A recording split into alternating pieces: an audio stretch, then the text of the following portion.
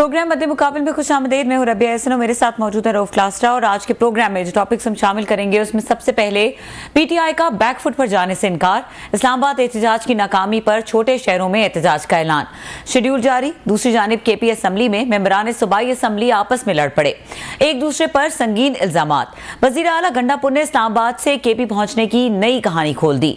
DPO Haripur के घर पनाह लेने का इंकशाफ, आईजी इस्लामाबाद को हटाने का मुतालबा न मानने की सूरत में दोबारा विफाक पर चढ़ाई की धमकी दे दी। इसके अलावा बात करेंगे इस्लामाबाद पुलिस एहलकार की शहादत, बानी पीटीआई गंडापुर पर कत्ल का मुकदमा दर्ज, खान की बहनें 2 रोजा जिस्मानी रिमांड पर पुलिस के हवाले। वजीर आजम ने इस्लामाबाद पर चढ़ाई को साजिश करार दे दिया। इसके अलावा बात करेंगे चीनी इंजीनियर्स की हिफाजत की नाकामी पर वजीर आजम ने बड़ा बयान दे दिया। बशाम वाक़े के बाद चीनी इंजीनियर्स की हिफाजत में नाकामी पर शर्मिंदगी का इजहार, 2 शुमारी की अहम शख्सियात की हिफाजत में कोताही बरतने वालों का अंजाम क्या होगा, इसके ऊपर बात करेंगे। इसके अलावा बात करेंगे हुक्मरान इत्तेहाद की हर सूरत सीटें हासिल करने की दौड़ तेज, अयाज सादिक ने इलेक्शन कमीशन को दोबारा खत लिख दिया।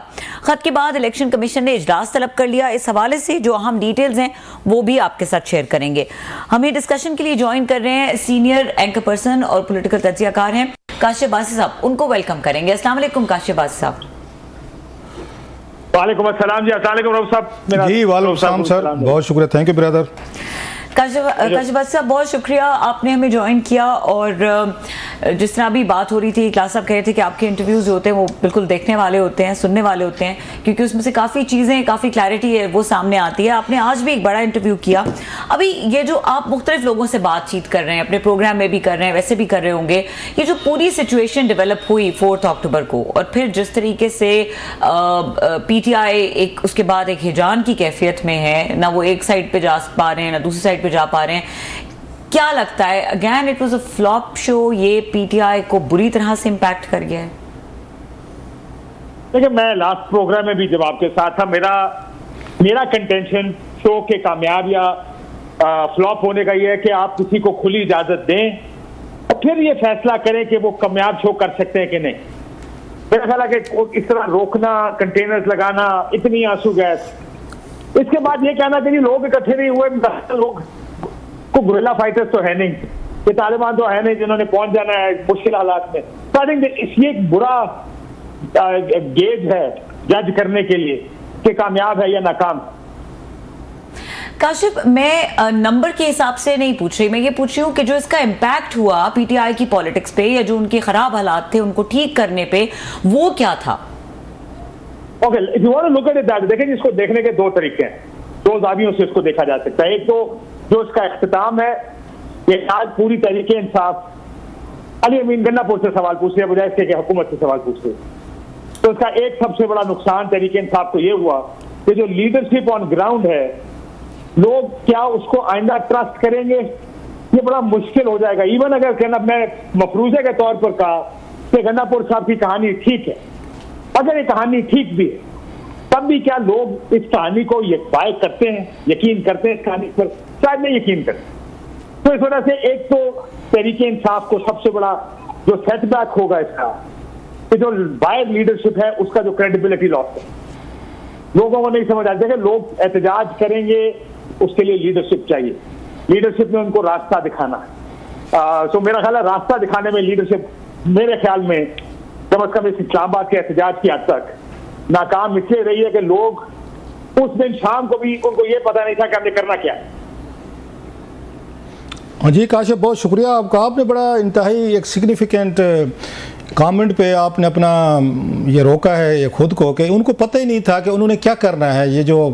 ये आए हुए थे केपी से, हमारे दोस्त आए हुए थे या उनके फॉलोअर्स आए हुए थे पीटीआई के, तो अब समझते नहीं यही मकसद था कि वर्कर्स को लाने का, कि उनको मतलब उनको चार्ज करके लाया जाए और इस्लामाबाद की सड़कों पर छोड़ दिया जाए, कोई लीडरशिप ना जाए, कोई एमएनए, कोई पार्टी हेड, वो वर्क फ्रॉम होम करें और ये माब है, लोग खुद फैसला करें कि हमने क्या करना है। और फिर आपको तो पता है माब क्या करते हैं, तो हो सकता है ये स्ट्रेटजी हो कि माब को बिल्कुल हमने नहीं बताना उन्होंने क्या करना है, खुद समझदार है, खुद कर लें जो उन्होंने करना है। देखिए, मैं तो कह सकता हूँ, मुझे उम्मीद ही है कि सियासतदान अपनी गलतियों से सीखते हैं, और 9 मई की गलती से शायद इस पार्टी ने सीखा हो। लीडरलेस क्राउड को, मॉब को अगर आप किसी जगह ला के छोड़ दें, एक ट्रिगर, एक इंसिडेंट, एक इवेंट उस पुरअमन चीज को पुरतशद्दुद बना देते। हमने 9 मई को देखा, एक जगह पे ये वाकयात शुरू हुए और सडनली वो पूरे पाकिस्तान में वो वाकयात होने शुरू हो गए।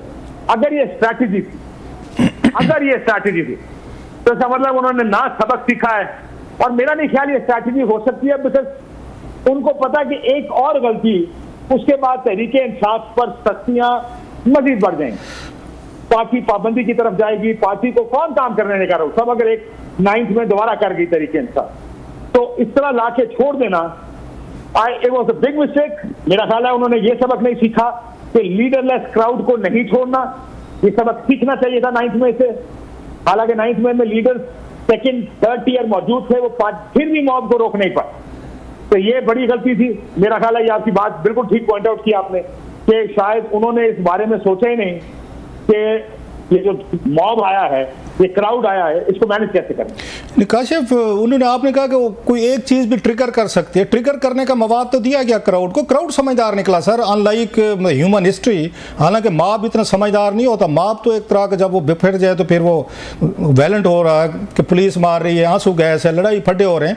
उन्होंने ट्रिगर करने के लिए बहुत बड़ी रीजन तो दी। जब गंडापुर साहब जो है अचानक गायब हो गए, सोशल मीडिया पे चैनल्स पे हर जगह खबरें चलना शुरू हो गई कि उनको एजेंसीज ने, एस्टेब्लिशमेंट ने, पता नहीं किसी ने अगवा कर लिया और हमारा चीफ मिनिस्टर उठा के ले गए, गायब हैं, तो इससे बड़ा ट्रिगर क्या हो सकता था? फिर तो मॉब ने वही कुछ करना था जिनको लाया गया कि सड़कें हैं, आप हैं, इस्लामाबाद है, जहां जिसका दिल चले वो घुस जाए और जो मार तोड़ खुदा ना खास्ता करनी है। ये तो मॉब ने समझदारी दिखाई है सर, ट्रिगर करने के लिए तो बहुत बड़े रीजन दी गई है उसकी कि वो गायब हो गए और खुद गायब हुआ, लेकिन पूरे 12-14 घंटे चैनल्स ने कहा कि शायद एस्टेब्लिशमेंट या पता नहीं एजेंसियां कौन उनको उठाकर ले गए। इससे बड़ा ट्रिगर क्या हो सकता था बॉस? ये बात आपकी ठीक है रऊफ साहब, मैं ये जानता हूं कि कुछ लोगों का जब अगेन गंडापुर गायब हुए हैं, क्योंकि इसकी एक हिस्ट्री भी आपको याद होगा, 7 घंटे के लिए दफा पहले भी गायब हुए थे जी। उन्होंने कहा कि इन्हीं लाइंस पर अली अमीन को तो अभी गायब कर दिया गया है या वो हो गए, और किसी ने कहा कि फिर जो वर्कर है, वर्कर को केपी हाउस ले। और मैं जानता हूं कि एक सीनियर लीडर है इस वक्त तहरीके इंसाफ के, उन्होंने ये जुमला इस्तेमाल किया, कहा हमने इस पर चिंगारी नहीं डालनी, लोग उधर नहीं जाएंगे, और वो खुद आए गए जब इस चीज को मैनेज करने के लिए। लेकिन बात बिल्कुल ठीक है आपकी कि इससे ज्यादा क्या चिंगारी हो सकती है कि जिस सूबे से ज्यादातर ये लोग आए थे उसके चीफ मिनिस्टर को अगवा कर लिया गया, और ये खबर खुद तहरीके इंसाफ ने दी। 3 लोगों ने ये कहा कि उनको अब कर लिया गया, नहीं अगवा कर लिया गया है। ये बात ठीक है कि इस पर फिर अगर किसी ने नारा मार देता चलो चलो केपी हाउस चलो, शायद मॉब चल पड़ता उस तरफ। उसके बाद तो मॉब मेंटालिटी यहाँ पर हम जानते हैं, मॉब को कंट्रोल करना बड़ा मुश्किल काम है। तो ये शायद मॉब, जैसे आपने कुछ वीडियोस देखी हैं, आपने देखा कि कैसे उन्होंने फौज के साथ इंगेज किया सड़क पे जी, तो मॉब ज्यादा मेरा ख्याल है समझदार निकला इनसे, इनकी लीडरशिप से। सही। अच्छा सर, ये बताएं हम ये काशिफ के क्या रीजन आपके जहन में आते हैं? पॉलिटिक्स को 20-25 साल से ज्यादा डायरेक्टली आप उसको कवर कर रहे हैं, एक एक चीज जानते, थ्रेड बेयर आप इसकी चीजें, कि गंडापुर साहब क्राउड लाए हैं, लाने के बाद उनको इस्लामाबाद छोड़ने के बाद वो गायब हो जाते हैं, क्यों? मतलब है उनको फरार होने की क्या, जो आप सवाल पूछ भी रहे थे और बड़ा अच्छा इंटरव्यू किया आज आपने गौर साहब का, कि उनको फरार होने की, भागने की क्या जरूरत थी? क्या उन्हें खौफ था? वो रहते इधर, बैठते, एक वजीर आला हैं, केपी हाउस हैं, गिरफ्तार हो जाते तो फिर और बहुत बड़ी खबर बननी थी, ये तो वो चाहते थे। तो उनको फिर भागने की, फरार होने की उनको क्यों जरूरत पेश है? इतना बड़ा क्राउड लाए हैं, उनकी जिम्मेदारी लें, अपनी उनकी जानें बचाएं, पुलिस वालों को बचाएं, इस्लामाबाद के शहरियों को बचाएं, आपकी जिम्मेदारी का आप लोग लेकर आ रहे हैं। तो क्या चीज़ उनके जहन में थी कि वो क्यों गायब हुए और 12-14 घंटे गायब हो गए, 12 जिलों के बाद फिर आके, जो आपने भी नक्शा दिखा रहे थे एक बड़ा दिलचस्प अपने में, कि what made him to fly, वो क्यों भागे हैं सर? देखिए, लास्ट टाइम भी मेरे से आपने इस तरह का सवाल पूछा था, देखिए लोगों के दिमाग में तो मैं नहीं घुस सकता सर, रीडिंग शेयर करें, ये जवाब देना तो बड़ा मुश्किल है कि उन्होंने क्यों किया, ताकि ट्राई एंड आंसर कि मेरा जहन में क्या आ रहा है सर। उनको जाने की जरूरत नहीं थी, यानी मेरा ये ख्याल था कि अगर अली अमीन गंडापुर इस्लामाबाद आए हैं, क्राउड लेकर आए हैं, तो किसी प्लान के जरिए आए, तो प्लान के तहत आए होंगे, कोई धरना देना होगा। It has to be more than कि सिर्फ हमने डी चौक पहुंचना। देखिए, आपको याद होगा इससे पिछले हफ्ते वो लाहौर गए, पिछले 10-15 दिन में ये इस्लामाबाद का उनका दूसरा फेरा है। इतना आसान नहीं होता कि आप एक क्राउड इकट्ठा करें, 500-1000 गाड़ी आप लेकर केपी से निकले और उसको इस्लामाबाद लेकर आए और फिर उसको वापस लेकर जाए जी। इसमें पैसे बड़े इन्वॉल्व हैं, इसमें ह्यूमन रिसोर्स बड़ा इन्वॉल्व है, जो कि एक सियासी जमात के लिए बड़ा मुश्किल होता है हर हफ्ते इकट्ठा करना। वो क्यों चले गए? मुझे ये लगता है कि उनके ऊपर प्रेशर शायद ये हो कि कॉल ऑफ करें कोई अभी, और देयर वाज अ सेंस कि ये जो एहतजाज है ये चलता रहेगा, ये रुकेगा नहीं। ये तो कॉल ऑफ की बात, ये कॉल जी जी जी बोलो प्लीज। अली अमीन ये कॉल नहीं लेना चाहते थे कि एहतजाज को कॉल ऑफ किया जाए या वो करें। मैं आपको इतना भी बता दूं कि एक जरिए ने पीटीआई के एक सोर्स ने हमें ये बताया कि जब मुलाकात हुई पहली दफा केपी हाउस में बैरिस्टर गौर की, अब बैरिस्टर गौर साहब ने ना डिनाई किया ना उसको ऑन किया, बट साइड नहीं ऐसा नहीं हुआ, लेकिन वो वहां से निकले तो उनको कहा गया ही सेफ, आप इस एहतजाज को कॉल ऑफ करें। तो उन्होंने वापस आके पॉलिटिकल कमेटी को कहा, पॉलिटिकल कमेटी ने कहा जी आप जाके ऐलान कर दें। तो ये सेंस था कि हमें वोटी कर देंगे जिन लोगों को हम इतना चार्ज करके यहाँ लाए अगर हम इसको कॉल ऑफ करें। तो ये एक सेंस, एक बात उनकी पॉलिटिकल कमेटी के मेंबर ने मुझे ये बात बताई है।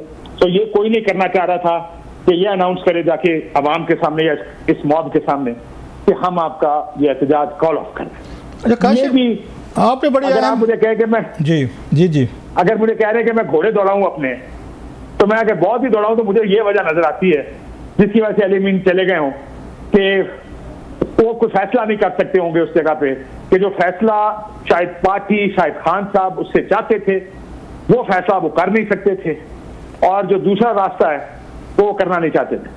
बड़ी अहम आपने एक एनालिसिस दिया है, रीडिंग दी है, खबर शेयर की है, विच कन्विंसिंग भी लग रही है आपकी बात। लेकिन आपको याद होगा लास्ट टाइम जब खान साहब के पास गए थे, उसमें एजेंसीज के लोग गए थे, या आजम सवाती साहब सुबह सवेरे जो जेल खुलवाई गई थी, तो उसके बाद 8 सितंबर का जलसा मिला, तो खान साहब ने उस वक्त भी कहा था कि अब मैं भी कहूँ ना कि जलसा कैंसिल करना है, कॉल ऑफ करना है, नहीं करना। तो ये तो सबको पता था पार्टी में कि जब तक इमरान खान साहब को वहाँ से कॉल नहीं आएगी, मैसेज नहीं आएगा, तो वो उसमें तो किसी में जुर्रत नहीं है कि वो जनाब वो सारा ये हंगामा वगैरह जो इसको कॉल ऑफ करें। और प्लस ये बताइएगा कि यही मकसद नहीं था कि जनाब कि इस्लामाबाद में अगर हंगामा होता है, यहाँ पे क्यास होता है, पैनिक होता है, खुदा न खास्ता वायलेंस होता है, तो फिर इस्टेब्लिशमेंट फिर ये इन्हीं लोगों को लेगी और जाएगी वहाँ पे जेल में और खान साहब को कहेगी मेहरबानी फरमाएं, जैसे पहले अगस्त में आपने की थी, कॉल ऑफ की थी एजिटेशन जब वो यहाँ पे मजहबी जमातों का ग्रुप आए थे। तो अब आप ये सूरत हाल को संभालें और फिर खान साहब अपने टर्म्स उनको डिक्टेट करवाएंगे, ओके फाइन मैं करता हूँ, तो मेरे लिए क्या है इसमें सारा। तो लगता है इसी तरह की प्लानिंग थी, इसी तरह का मनसूबा था जो शायद ये वर्कआउट नहीं हुआ। देखिए अली अमीन साहब का कल जब जो उन्होंने पहला असेंबली से खिताब किया और आज भी जी उन्होंने कहा जब मैं डी चौक पहुंचा मैंने ये सोचा कि मैं केपी हाउस जाऊं, वहां जाके थोड़ा रेस्ट करेंगे, फ्रेशन अप होंगे और खान साहब से बात होगी। उन्होंने उस दिन कहा खान साहब से बात होगी, मुलाकात होगी। आज उन्होंने कहा कि बात होगी। तो उनका ये ख्याल था जिसका आप कह रहे हैं कि शायद उनकी बात करवाई जाएगी इमरान खान से, और इमरान खान साहब अगर कॉल देंगे उसको बंद करने की तो मैं बंद कर दूंगा, नहीं देंगे तो फिर ज़ाहिर उनको कोई फैसला करना पड़ना। तो सिर्फ बात ऑन फेस ऑफ इट जो 2 तकरीरें अली अमीन की मैंने सुनी है उसमें ये बात तो दुरुस्त लगती है कि इधर से एक कॉल अडयाले जानी थी या किसी शख्स को अडयाले जाना था और वहां से ऑर्डर्स और इंस्ट्रक्शंस लेके आने। इस दफा लगता है काशिफ के जो डेट खान साहब ने फिक्स की थी बड़ी समझदार मतलब कैलकुलेशन करके की गई कि उस 4 अक्टूबर का कहा गया कि इस्लामाबाद पे लोग लेकर आने हैं और जो भी जलसा जुलूस है जो भी करना है। उसी दिन मलेशियन प्राइम मिनिस्टर पाकिस्तान में है सर, अगेन वो पहली दफ़ा आ रहे थे, फिर वो शंघाई कॉन्फ्रेंस की मतलब उसका बज़ वर्ड आना शुरू हो गया। तो ये लगता था आपको कि अच्छा प्लस ऐनी तरामीम का भी एक और है, सुप्रीम कोर्ट में केसेस हैं, तो खान साहब की तो प्लानिंग ये लग रही थी कि आप लोगों ने आना है और बैठना है, धरना देना है 2014 की तरह, और इतना जल्दी यहाँ से नहीं जाना जब तक कि मेरे पास नहीं आएंगे जेल में और बैठ के अगर मुझे रिहा नहीं किया जाएगा या मेरी पार्टी को रिलीफ नहीं दिया जाएगा। तो खान साहब ने तो बाकायदा डेट्स वगैरह सारी उन्होंने बड़े प्लान करके उन्होंने ये चुनी थी, तो शायद बैक फायर कर गए हैं और उनका जो फॉलोअर था वही वाली बात जो हम बार बार कह रहे हैं वो समझदार निकला है sir. Well I think Khan साहब की रिहाई और इन चीज़ों से ज़्यादा रोक साहब इसका सबसे बड़ा जो अवामिल में मेरे ख्याल में सबसे बड़ी वजह बनी होगी इस्लामाबाद के एहतजाज की, वो आईनी तरमीम। तहरीक इंसाफ और खान साहब इस वक्त क्या सोच रहे हों, लेकिन इस वक्त एक इदारा है जिससे तहरीक इंसाफ को ये उम्मीद हो सकती है कि वहां से उनको किसी किस्म का रिलीफ मिल सकता है, और वो है सुप्रीम कोर्ट। इससे पहले आपने देखा मखसूस नशिस्तों के केस में सुप्रीम कोर्ट ने रिलीफ किया, बात हुई इसी सुप्रीम कोर्ट के फुल कोर्ट में कि कंप्लीट जस्टिस होना चाहिए, जो इलेक्शन हुए उसमें धांधली हुई है, हमने अपना रोल ठीक से प्ले नहीं किया, इस किस्म के रिमार्क्स हमने सुप्रीम कोर्ट से सुने। तहरीक इंसाफ अगर इसका पूरे निजाम और चेस बोर्ड को देख रही होगी कि जिस जगह पे जितने जहां जो इदारा है, हर इदारा इस वक्त तहरीक इंसाफ के खिलाफ है। आपने देखा, आज आपने अनाउंस भी किया शुरू में, स्पीकर खत लिखता है, इलेक्शन कमीशन इजलास बुला लेता है, आपको भी पता है, मुझे भी पता है इस इजलास में क्या होगा। वो 40-38 जो नशिस्तें रह गई हैं या जो माफी चाहते जो रिजर्व सीट्स हैं वो हुकूमती इत्तेहाद को दे दें, क्योंकि उनके 2 तिहाई पूरी करनी। इलेक्शन कमीशन ये कर रहा है, इस्लामाबाद हाईकोर्ट से उनके अपने रिजर्वेशन हैं, काजी साहब से उनके अपने रिजर्वेशन हैं, पार्लियामेंट का जब दिल करता है कानून साजी इस तरफ कर देता है, जब दिल करता है उधर कर देता है। तो उनको कहीं से भी वे ऑफ होप नजर नहीं आ रही, सवाए इसके कि सुप्रीम कोर्ट में चेंज ऑफ गार्ड होगा 25-26 अक्टूबर को, शायद वहां से थोड़ा सा रिलीफ मिले या बहुत सा रिलीफ। तो अगर यहां पर ये आईनी तरमीम हो जाती है तो वो जो एक उम्मीद उनको है कि यहां से अक्टूबर में जो कि शुरू हो गया महीना, 20-25 दिन रह गए हैं, हमें रिलीफ मिलेगा, वो रिलीफ की उम्मीद भी खत्म हो जाएगी। आपको पता है ये इसके बाद फिर पूरा चेस बोर्ड जो होगा वो हुकूमत के या इस्टेब्लिशमेंट के अपने लगाए हुए पुरजों का लगा होगा, जिसमें इमरान खान के लिए रिलीफ नहीं होगा। तो मुझे ये लगता है कि वो ये सब इमरान खान की रिहाई से ज्यादा आईनी तरमीम को रोकने के लिए इस्लामाबाद लाए। अच्छा काशिफ, ये बताएं, आपकी भी बात हुई होगी, बहुत सारे ये पीटीआई के लोग जो आपके जानने वाले हैं, उनमें से किसी ने ये बात बताई कि पहली दफ़ा हमने देखा, मेरी लिविंग मेमोरी में शायद पहले होता हो तो मुझे नहीं पता, आप ही बताइएगा please, correct me if I am wrong, ये कभी नहीं होता कि कोई पॉलिटिकल पार्टी इस्लामाबाद है, लॉन्ग मार्च करके आए, वो धरना करके आए, वो जो भी अपने मुतालबात लेकर आए, लीडरशिप हमेशा साथ होती है, MNA, senators, party chairman, deputy secretary सारे होते हैं। ये पहली दफ़ा हमने देखा है कि जनाब उनको वर्क फ्राम होम बताया गया है और वो घरों में से बैठ के ट्वीट कर रहे थे अपने मजमे को कि शाबाश बेटा, आप हिम्मत करें, हम घर बैठे हुए हैं और आप वही वाली बात चढ़ जाओ, ये सोली बेटा राम भली करेगा। आपकी किसी से बात हुई कि उनको क्यों रोका गया कि आप लोगों ने इस जलूस में, एजिटेशन में, हंगामे में आपने शरीक नहीं होना? आपकी किसी से बात हुई और आपको खुद क्या समझ आती है कि ये क्यों किया गया सर? मतलब इट्स अनप्रेसिडेंटेड, कभी नहीं हुआ सर, मेरी लिविंग मेमोरी में तो नहीं आ रहा। ये बिल्कुल ठीक कह रहे हैं आप, ये आपको कोई इस तरह का इंसिडेंट याद नहीं होगा, क्योंकि अमूमन लोग निकलते ही लीडरशिप के पीछे हैं। जी, लीडरशिप ही नहीं होगी तो लीडरलेस लोगों ने किसी चौराहे पर जाके या किसी बीच चौक में जाके क्या करना है? वो तो कोई लीडर आता है, वो तकरीरें करता है।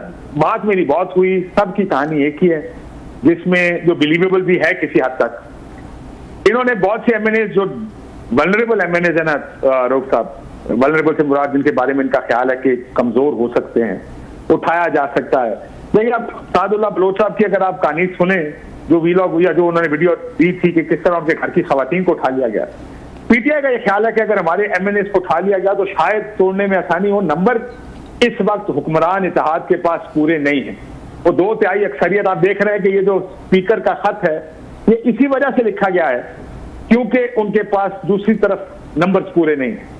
63A का फैसला दिया गया था, वो इसलिए था कि लोटे बनाए जा सके, लेकिन वो लोटे बना नहीं पा रहे क्योंकि लोगों को इन्होंने पेशावर में रखा हुआ या KP में किसी जगह रखा। मेरी खबर यह है कि पेशावर में MNA ज्यादा था, जो कमजोर लोग थे, वल्नरेबल थे, ताकि वो हुकूमत के हत्थे चढ़े या किसी एजेंसी के हत्थे ना चल जाए।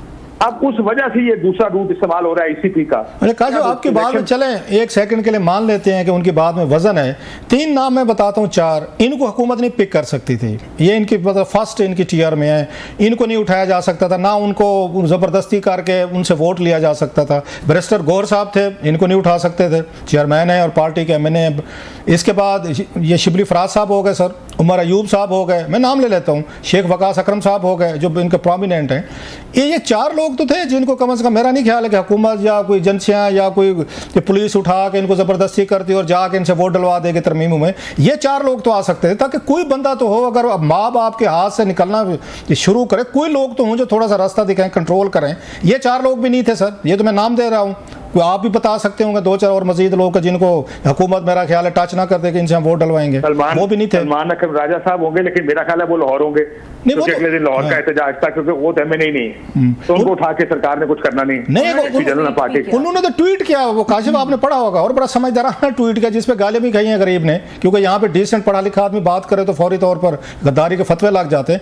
तो कहा कि जनाब थोड़ी देर के लिए डी चौक जाके हंगामा करना, शक्ल दिखाने, उसके बाद जेल में बैठे रहना, ये तो कोई समझदारी नहीं है। अब वो पता नहीं किसको कह रहे थे, अपनी पार्टी को या खान साहब को या जिसको, तो उन्होंने तो ट्वीट किया था कि भाई साहब ये वो तो इसके खिलाफ थे कि ये आप ये डी चौक जो जा रहे हैं या धरने दे रहे हैं।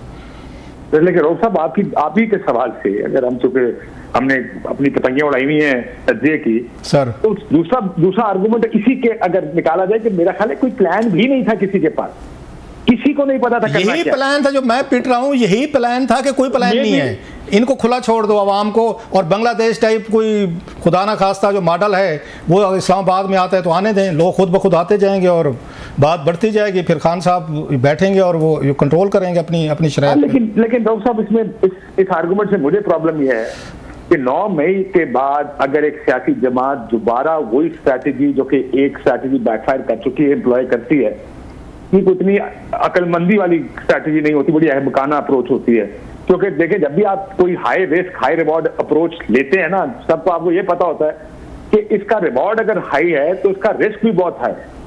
और आप ये सोचें कि अगर ये उल्टी पड़ गई तो उसका नुकसान भी तो होगा उसी हद तक। इंग्लिश की कहावत है, आपने यकीनन पढ़ी होगी, इंग्लिश का एक कोट है कि एक दफा कोई आप गलत काम कर चुके हैं तो वो मिस्टेक होते, दूसरी दफा करें तो इसका मतलब आपको मजा आना शुरू हो गया है।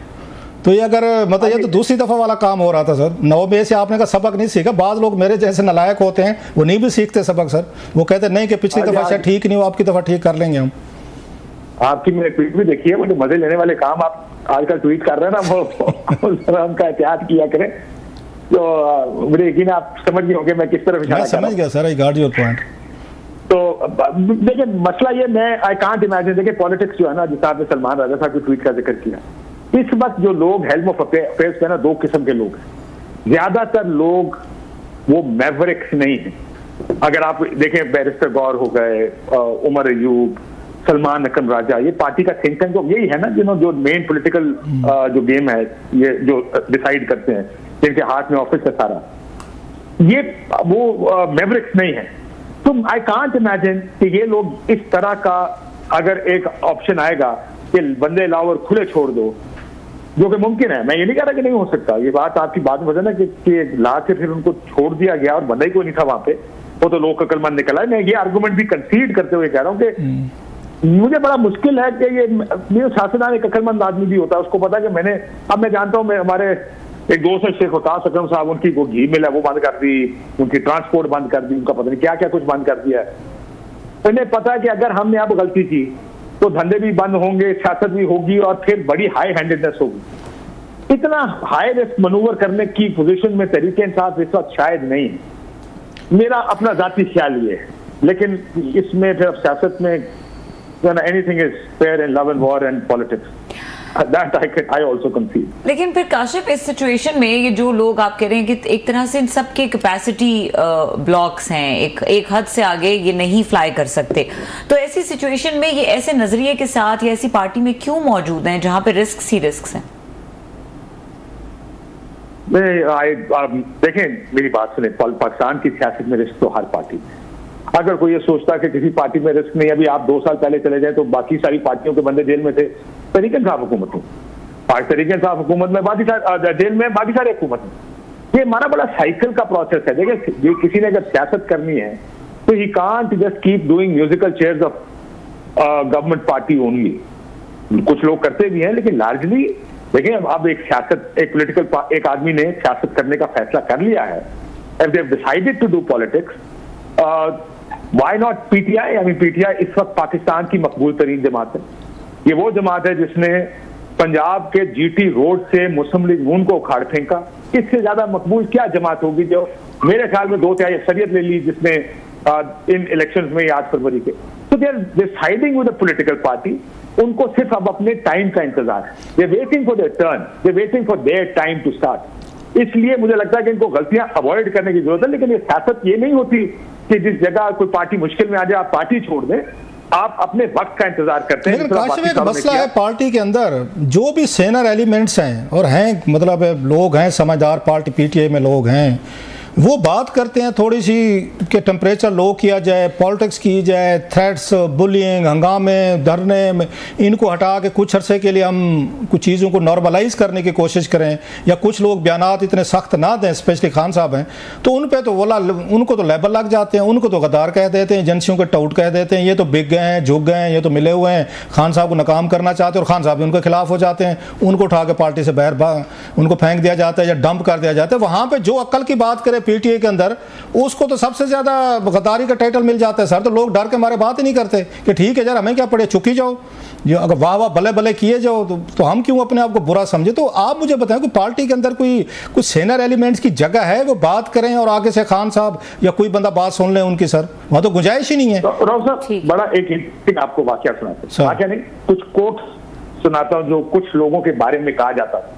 वो लोग जिनके बारे में आप यहाँ बात कर रहे हैं, जो फिर कहते थे कि यार फौज को डायरेक्ट गाली क्यों दें, बातचीत होनी चाहिए, एग्रेशन में ज्यादा नहीं होना चाहिए, दूसरों को भी स्पेस दें। तो कुछ लोग अगर कभी मीटिंग में खान साहब बैठे होंगे और एक सियासतदान पीटीआई के एंटर हो तो उनको कहा जाता था हियर कम्स द कावर्ड, ये ले जी बुज़दिल अंदर आ गया। अच्छा। और ये खान साहब के सामने जुमला कसा जाता था और कसने वाली भी खतून थी। दूसरे आते थे, ये बात दो लोगों ने मुझे खुद बताई है, उन्होंने कहा हियर कम्स द अपीजर, ये फौज को अपीज करने की पॉलिटिक्स करता है, फौज को खुश रखने की बात है, अपीजर आ गया जी। और ये बड़ा डेरोगेटरी यानी बड़ी तस्दीक के तौर पर ये सारा कुछ किया जाता था उनका।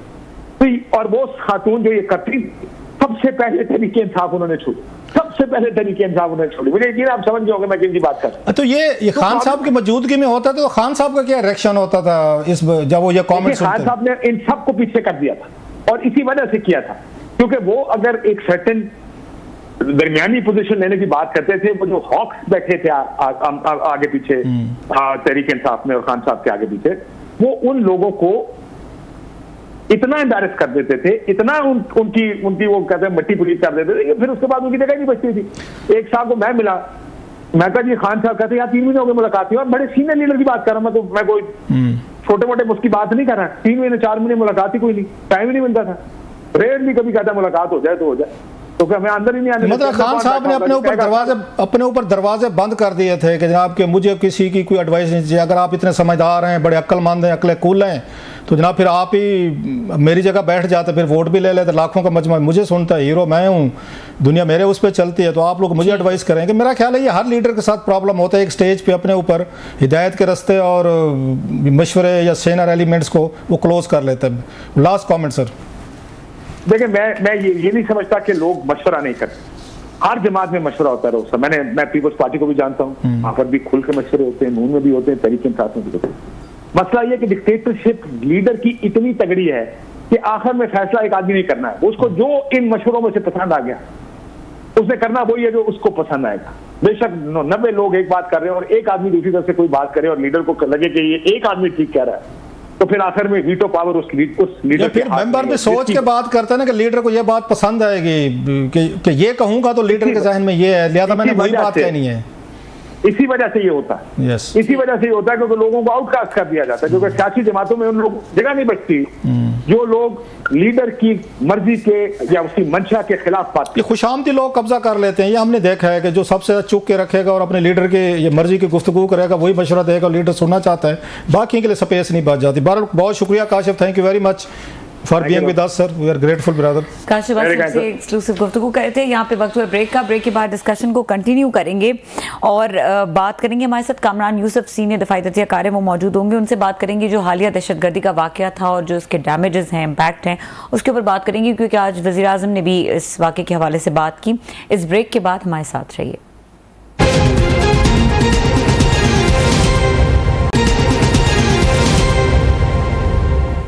वेलकम बैक और हमारे साथ मौजूद हैं सीनियर दिफाई तज्जियाकार कामरान यूसुफ साहब, उनको वेलकम करेंगे। अस्सलाम वालेकुम कामरान यूसुफ साहब।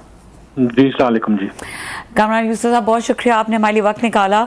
हम बात करेंगे ये जो वाकया हुआ है SCO समिट से बिल्कुल पहले, जिस वक्त हुकूमत की भी कोशिश है और ये एक बड़ा इवेंट है कि जो मामलात हैं वो स्टेबल रहें सिक्योरिटी को लेके। हम देख रहे हैं कि BLA ने इसकी जिम्मेदारी भी कबूल की और ये खुदकुश हमला एक पास क्या डिटेल्स हैं, कुछ पता था हुकूमत को इस बारे में और अभी जो इसके इम्पैक्ट्स हैं? देखें, सबसे पहले तो ये बहुत अफसोसनाक वाकया है, और गिवन द फैक्ट ये पहला वाकया नहीं है कि पहली मरतबा चीन के जो शहरी हैं, खास करके सी पैक के ऊपर काम कर रहे हैं, उनको निशाना बनाया गया। और पिछले 4-5 सालों के अंदर इस वाकये को मिला के अब तक 19 जो चाइनीज हैं वो मुख्तलिफ दहशतगर्दी के वाकयात में मारे गए हैं। और अफसोस के साथ कहना पड़ता है कि हर दफा जब एक वाकया होता है तो पाकिस्तान की तरफ से ये ऐलान किया जाता है कि जी फुल प्रूफ इंतजाम किए जा रहे हैं सिक्योरिटी के, और हर तरह की सिक्योरिटी फराहम की जाएगी, और फिर एक और हमला हो जाता है। अब ये जो इंसिडेंट हुआ है, अभी कुछ देर पहले खुद वज़ीर ख़जाना औरंगज़ेब साहब ने जो तफसीलात शेयर की हैं वो बड़ी होशरुबा हैं और बड़ी शॉकिंग है कि जो 2 चाइनीज इंजीनियर्स इसमें मारे गए हैं वो कोई आम चाइनीज इंजीनियर्स नहीं थे, वो बड़े हाई प्रोफाइल चीन के इंजीनियर्स थे, और पाकिस्तान में जो चीन ने बिजली के कारखाने लगाए हैं उसमें वो काम कर रहे थे। एंड मोर इम्पोर्टेंटली पाकिस्तान जो बिजली की कीमतों में कमी करना चाहता है और इसके हवाले से चीन के साथ बातचीत कर रहा है, तो ये जो 2 चाइनीज इंजीनियर्स मारे गए हैं ये उस टीम का हिस्सा थे जो पाकिस्तान के वज़ीर ख़जाना और जो हमारे तवानाई के वज़ीर हैं उवैस लगारी, उनके साथ मुज़ाकरात कर रहे थे चीन के वज़ीर आज़म के दौरे से पहले कि क्या चीन पाकिस्तान की किस तरीके से मदद कर सकता है। जो पाकिस्तान के ज़िम्मे वाजिबुल अदा कर्जे हैं, कुछ 16 अरब डॉलर के कर्जे जो पाकिस्तान ने वापस करने हैं, उसके हवाले से बात हो रही थी कि उसको मौखर किया जाए 5 साल के लिए, और अगर वो मुज़ाकरात कामयाब हो जाते हैं तो कम अज़ कम कहा यह जाता है कि 4 रुपये फी यूनिट बिजली की कीमतों में पाकिस्तान में कमी हो सकती है। तो ये जो टीम थी, जो 2 चाइनीज इंजीनियर्स थे, वो इसका हिस्सा थे, और उनका इस तरीके से मारे जाना इट्स वेरी अलार्मिंग। इसका मतलब है कि जो पाकिस्तान के दुश्मन है, ठीक है, मजीद ब्रिगेड ने जिम्मेदारी कबूल की, उनके पास पिन पॉइंटेड बड़ी इंफॉर्मेशन मौजूद थी कि ये जो कन्वॉय है इसमें कोई आम चाइनीज नहीं है, बल्कि वो चाइनीज हैं जो पाकिस्तान की मईशत की बेहतरी के लिए, पाकिस्तान के पावर सेक्टर की रिफॉर्म्स के लिए, मुश्किल से निकालने के लिए पाकिस्तान के साथ बातचीत कर रहे हैं। अच्छा कामरान, आपने बड़ा इसको तफसील से बताया है। 2-3 चीज़ें सर मुझे नहीं समझ आ रही, I am at loss to understand. जैसे आपने कहा कि मुसलसल ये वाक़यात हो रहे हैं और चाइनीज़ के साथ ही हो रहे हैं, अनफॉर्चुनेटली उनको ये भी पता था, वो जो BLA के लोग हैं, कि चाइना से लोग आ रहे हैं, उनको फ़्लाइट का भी पता था, उनको टाइम का भी पता था, उनको ये गाड़ी का भी पता था, प्लस इतनी देर में उन्होंने अपने बंदे भी तैयार कर लिए, उन्होंने एक्सप्लोसिव भी भर लिया गाड़ी को, और उस टाइम पे उन्होंने एयरपोर्ट के बाहर उन्होंने खड़ा भी कर लिया। इतनी ज़्यादा, जैसे आपने कहा, पिन पॉइंट या प्रिसाइज इन्फॉर्मेशन उनके पास है। तो ये कोई इनसाइडर जहाँ पे मतलब चंद लोग, या हमने वही डैम केयर एटीट्यूड जैसे हमारे यहाँ है कि इधर 70-80 हज़ार बंदा मारा गया, किसी के कान पे जूं नहीं रहेंगी, हमारे लिए तो ब्लड शेड जो है ये मतलब इतना इंपॉर्टेंट ही नहीं रहा। तो ये कोई इस पे नहीं सोच रहे कि जनाब कि आपने बंदे बुलवाए हैं, उनकी पूरी एग्जैक्ट इन्फॉर्मेशन कितने लोगों के पास होगी सर? मतलब फ्लाइट नंबर भी है, टाइम भी है, लैंड कब करेगी, बाहर कब निकलेंगे, और वो बंदे तैयार करके BLA ने बंदा भेजा भी हुआ है कि जनाब, और नौजवान लड़का था, स्टूडेंट था, अभी मैं उसकी डिटेल देख रहा था, ही वाज अ स्टूडेंट। तो ये क्या हो रहा है? मतलब हमारी एजेंसीज, हमारी सिक्योरिटी इदारे सारे, मतलब these raise very serious questions. I think बिल्कुल सीरियस क्वेश्चंस है, और जो सबसे इंपॉर्टेंट बात है कि अनफॉर्चुनेटली जब भी इस तरह के वाकयात होते हैं हम उसको कवर अप करने की कोशिश करते हैं। इसमें मैं बिल्कुल आपसे इत्तेफाक करता हूं, और मैंने ये पहले भी किसी और जगह पे भी कहा है कि वो तमाम लोग जिनको ये सिक्योरिटी डिटेल का हिस्सा थे, जो इनको सिक्योरिटी प्रोवाइड कर रहे थे, जिनको पता था कि ये चाइनीज कन्वॉय आ रहा है, ये चाइनीज आ रहे हैं, मेरे ख्याल में वो किसी भी इदारे से हैं, फौज से हैं, एजेंसी से हैं, सिविलियन इदारों से हैं, उन तमाम से जिनको पता था, मेरे ख्याल में उनसे तहकीकात होनी चाहिए। बिल्कुल, आई थिंक विदाउट एनी, इसका मतलब वो तो इन रोड बना चुके हैं जहाँ पे अगर इतने बड़े, अगर उनके पास इंफॉर्मेशन हैं, एक तो स्लीपिंग सेल मौजूद हैं कराची में, ये पहली दफ़ा नहीं हो रहा, कराची में पहले भी एक मेरा नौजवान खतून ने इसी तरह एक, और उस पर स्टॉक एक्सचेंज पे मेरा ख्याल है उन्होंने एक अटैक किया, उस वक्त भी चाइनीज़ के हवाले से बातें हो रही थी, तो उस वक्त खुद का हमला किया था खतून थी। अब इन्होंने किया 2-3 और BLA। सो कराची में तो BLA की खासी उनके स्लीपिंग सेल्स मौजूद हैं, तो कोई कॉम्बिंग ऑपरेशन नहीं हुआ, कोई वहाँ पे डोर टू डोर नहीं किया गया कि जदीद टेक्नोलॉजी की मदद से ट्रेस किया जाता कि कहाँ कहाँ असला है, कहाँ कहाँ बरूद है। वो जब चाहे गाड़ियाँ उनके पास खड़ी हुई हैं, बंदे तैयार रखे हुए हैं, उनको इन्फॉर्मेशन मिल जाती है अंदर से, वो बंदा भेज देते हैं कि जा जनाब कि कर दे पटाखा, और खुद भी जाओ और साथ में बेचारे इनोसेंट लोगों को भी ले जा। आई थिंक जो सबसे इम्पोर्टेंट बात है कि जो जितने वाकयात हुए, जो सबसे पहले धासू में जो वाकया हुआ था उसमें जो 9 चाइनीज इंजीनियर मारे गए थे, और वो क्योंकि सी पैक का हिस्सा नहीं था तो उसके बाद सारे सिक्योरिटी अरेंजमेंट को रिव्यू किया गया। उन्होंने कहा सी पैक हो या नॉन सी पैक हो, तमाम जो चाइनीज इंजीनियर्स पाकिस्तान में या चाइनीज नेशनल काम कर रहे हैं एक ही तरह की सिक्योरिटी प्रोवाइड की जाएगी। जिन बातों की तरफ आप इशारा कर रहे हैं मैं उसको रिपीट नहीं करता। अगर फर्ज करें कि एक खुदकुश हमला आवर या दहशतगर्द वहां पहुंच भी गया है, लेकिन जो SOPs जो मुझे पता है, जो प्रोटोकॉल्स अब तय हुए हैं कि ये बम प्रूफ बुलेट प्रूफ गाड़ियों में जो भी चाइनीज इस तरह की VVIP मूवमेंट है वो ट्रैवल करते हैं। अगर आपको इत्तेफाक हो, इवन इस्लामाबाद के अंदर भी ये छोटा मोटा जो यहाँ पे अफसर भी होता है, VIP भी होता है, तो उसके साथ जब गाड़ी होती है तो आप उसके करीब जाएं तो आपको वो जो सिक्योरिटी गार्ड है वो गन तान लेते हैं, करीब ना आए। और ये कैसे मुमकिन हुआ है कि एक तो चलें वो एक बहुत बड़ा सिक्योरिटी लैब्स इनसाइड जॉब वो अपनी जगह पे, बट वो जो सिक्योरिटी कॉर्डन जो आप देते हैं जिस के तहत आप एस्कॉर्ट करते हैं, उनको लेके जाते हैं, तो वो कैसे जो खुदकुश हमलावर है एग्जैक्ट उस जगह पे उसने गाड़ी को हिट किया, 12 गाड़ियां तबाह हो गई। क्या वो बम प्रूफ बुलेट प्रूफ गाड़ियां नहीं थी? अगर लेट से कि वो वाकई वो सारा प्रोटोकॉल आप फॉलो कर रहे होते तो शायद जख्मी हो जाते या बचत हो जाती। तो इसमें आई थिंक बहुत ज्यादा सवालात हैं। आई डोंट नो कि मुझे लगता है कि शायद हम वही डैम केयर एटीट्यूड है जो मेरी आई थिंक इस वाक़े से पहले भी जो चाइनीज डिप्लोमेट्स हैं उनसे बात होती है और मैं उनसे बाज़ दफ़ा बहस भी करता था कि मसलन उनके एक सीनियर वजीर ने पाकिस्तान में आके पब्लिकली ये स्टेटमेंट दिया कि अगर सिक्योरिटी के हालात बेहतर नहीं होंगे तो हम मुस्तकबिल में फिर सरमायाकारी नहीं कर पाएंगे। तो मैंने उनसे कहा कि ये तो आप उन लोगों के हाथों में नहीं खेल रहे जो चाहते हैं कि चीन पीछे हट जाए और सी पैक और BRI ये रोल बैक हो जाए। तो उन्होंने मुझे एक बात की, उन्होंने कहा कि देखें, चीन के लिए जब कोई एक शहरी उनका मरता है और जो पाकिस्तान में आकर के वो काम कर रहे हैं तो वहां पर हमारी हुकूमत के ऊपर बहुत ज्यादा दबाव होता है। मैंने उनसे कहा कि आप तो रिस्क भी लेते हैं। कहता है बिल्कुल बात ठीक है, हम रिस्क ले रहे हैं। कहता है हम अफ्रीका में भी ऐसे ऐसे कंट्रीज में जाके इन्वेस्टमेंट कर रहे हैं, लेकिन आप मुझे बताएं कि क्या कभी अफ्रीका में आपने सुना है कि कभी कोई चाइनीज मारा गया है? इवन वहां पे लॉ एंड ऑर्डर की सिचुएशन हमारे से ज्यादा बुरी है पाकिस्तान से, लेकिन पाकिस्तान के अंदर आए रोज इस तरह के वाकयात होते हैं। तो एसेट होते हैं, जैसे आज औरंगजेब साहब बता रहे थे और आपने भी बताया है कि ये जो लोग आते हैं इन पे इन्वेस्टमेंट होती है, ये एसेट होते हैं, ईयर्स ऑफ का एक्सपीरियंस होता है, लर्नड लोग होते हैं, स्पेशलिस्ट होते हैं, चाहे वो इंजीनियर्स हों, चाहे आपके फाइनेंशियल एक्सपर्ट हों, IPPs को हैंडल करने वाले। ये आम लोग तो नहीं होते, इन पे तो बड़ी मैसिव इन्वेस्टमेंट होती है जो की जाती है। दूसरा, हमारे यहाँ जैसे अभी बात कर रहे थे, इस वक्त क्रिकेट टीम इंग्लैंड की आई हुई है, आगे आपने यहाँ पे शंघाई कॉन्फ्रेंस करानी है। एटीट्यूड आपका ये है कि कराची पे आप ये चाइनीज लोग आते हैं उनको मरवा बैठते हैं और उसके बाद वजीर आजम कहते हैं मैं पिछली दफ़ा किया था और मैं चाइनीज को ये एश्योरेंस करवा के आया था कि आपकी दफ़ा बड़ी सिक्योरिटी हम टाइट करेंगे। यही मतलब है, मिट्टी और स्वाद टाइट करते, पूरे मुल्क की बदनामी करा के फिर कहते हैं इस मुल्क में आता कोई नहीं है, इन्वेस्टमेंट नहीं आती, सरमायाकार कहाँ से आएंगे ये लोग? ये वजीर आजम साहब दे कर आए थे, ये श्योरिटी अश्योर करके आए थे सर चाइनीज को। उसके बाद उन्हें उतरते एयरपोर्ट से बंदे मार दिए उन्होंने और कहीं किसी को।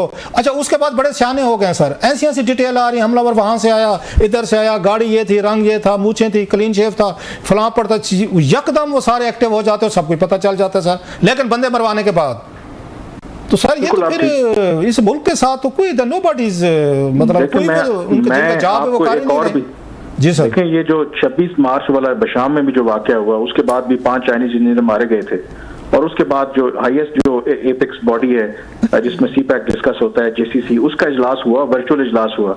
हमारी तरफ से एहसन इकबाल थे, उनकी तरफ से जो उनकी का वो हेड करते हैं, तो उसमें सबसे पहले 1 मिनट की खामोशी का वो किया गया जो चाइनीज इंजीनियर मारे गए थे और फिर कंडोल किया एहसन इकबाल साहब ने भी। तो वहां पर जो चाइनीज जो डेलीगेशन लीड कर रहे थे उन्होंने पता क्या बात की, उन्होंने कहा कि आई होप कि ये जो नेक्स्ट मीटिंग होगी हम दोबारा इस तरह से 1 मिनट की खामोशी के साथ स्टार्ट नहीं करेंगे, मतलब कि पाकिस्तान में इस तरह का दोबारा वाकया नहीं होगा।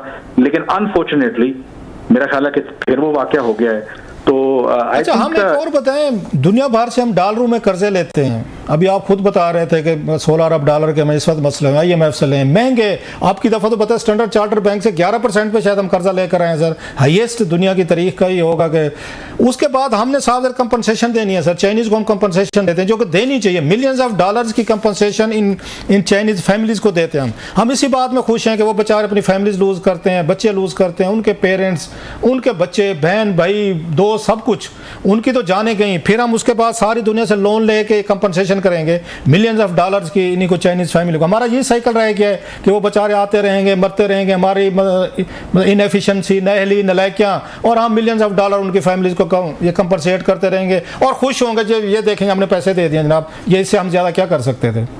नहीं, मेरा ख्याल में ऐसे नहीं चलेगा ये, क्योंकि चीन को हम, एक तो बड़ी बात वाज़ेह है, आई थिंक हम चीन को वही पुराना चीन ट्रीट कर रहे हैं। चीन अब दुनिया की उभरती हुई ताकत है, एक सुपर पावर है, और आपको पता है कि जो सुपर पावर्स होती हैं तो फिर उनके ना सिर्फ नेशनल्स बल्कि वो जिस तरह कहा जाता है ना बड़ा फेमसली कि अमेरिका का अगर कुत्ता भी कहीं मर जाए ना तो वहां पर FBI पहुंच जाती है, बिकॉज वो इतना उसको वैल्यू करते हैं। तो चीन की भी अब वही हैसियत है, और चीन को जब ये खबर जाती है दुनिया में बाहर कि जी पाकिस्तान में देखें जी इतने चीनी मारे गए हैं, तो चीन की दुनिया में भी फिर वो जो एक मैसेज जाता है कि देखें चीन पाकिस्तान के साथ जिसकी स्ट्रेटेजिक पार्टनरशिप है, belt and road initiative, CPEC जी बड़ा फ्लैगशिप, वहां पर चीन अगर अपने शहरियों का तहफ्फुज़ नहीं कर सकता तो ये दुनिया को कैसे रूल करेगा? हमारे लिए ज्यादा हमें बात समझनी चाहिए लास्टली हमारे लिए जो एंग्जाइटी है क्यों है। इस तरह के वाकयात इन्वेस्टमेंट आ रही है, हमें जरूरत है ऑफ कोर्स, और चाइना ने बड़ी इन्वेस्टमेंट की है, फेयर इनफ, लेकिन इस तरह के वाकयात से तो नुकसान ज्यादा हो रहा है। उस इन्वेस्टमेंट का हमें फायदा क्या होना है जब दुनिया भर में हमारी इस तरह की बदनामियां हो रही हैं? मतलब इन्वेस्टमेंट को देखें कि ये चीजें देखें, हमारी बदनामी कितनी बुरी हो रही है कि शंघाई कॉन्फ्रेंस से पहले फाइनेंशियल कॉम्पनसेशंस भी होती हैं। आपने वो कर दिया है, इतना बड़ा वाकया करवा दो, आपको पता होना चाहिए इंग्लैंड की टीम आई हुई है आपके यहाँ, फिर कहते हैं क्रिकेट टीमें नहीं आती, लोग नहीं आते। मतलब that's very unfortunate sir ji. बहरहाल बहुत शुक्रिया ब्रदर आपका, thank you very much for joining. जी बहुत शुक्रिया। कामरान यूसुफ साहब हमारे साथ मौजूद थे और तबसरा कर रहे थे। यहाँ पे वक्त हुआ ब्रेक का, ब्रेक के बाद कुछ बात करेंगे। ये जो स्पीकर अयाज सादिक ने इलेक्शन कमीशन को मखसूस नशिस्तों के हवाले से खत लिखा है, उस हवाले से हमारे साथ रहिए।